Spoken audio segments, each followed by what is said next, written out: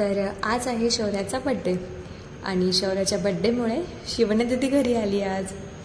But या मॅडमला शाळेत जायचं नाही आहे म्हणून रडते आहे. किती वेळ रडणार आज मला बघू त्याच. तिचे हे इलॉजिकल उत्तर आहे, जरा ऐका तुम्ही पण. तुला का नाही जायचं स्कूलला सांग. मी आवडते म्हणून स्कूलला नाही जायचं.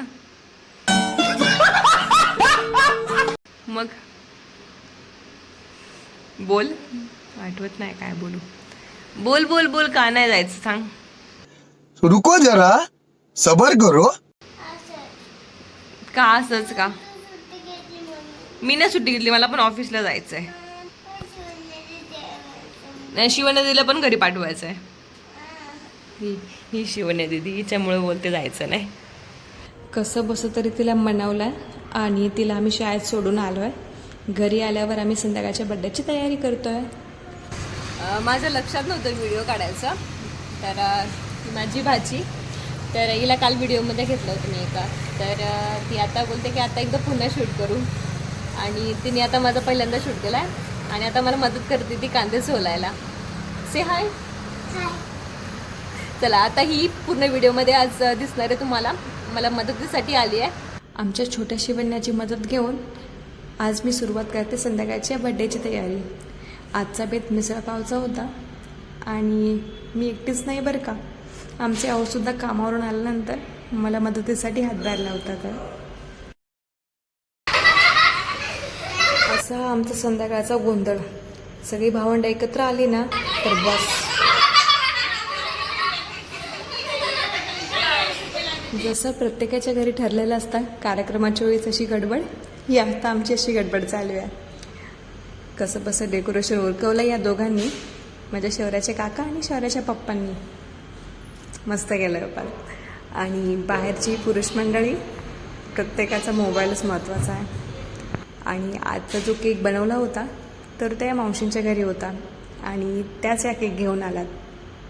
है छोटासा छोटी सी आशा, मस्ती भरे मन की भोली सी आशा.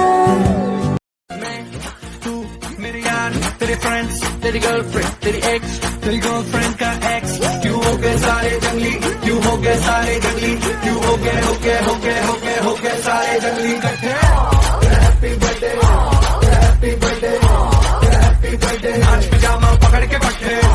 Happy birthday, happy birthday. आज तो पार्टी जब तक फटते, नाच पिजामा पकड़ के पट्टे.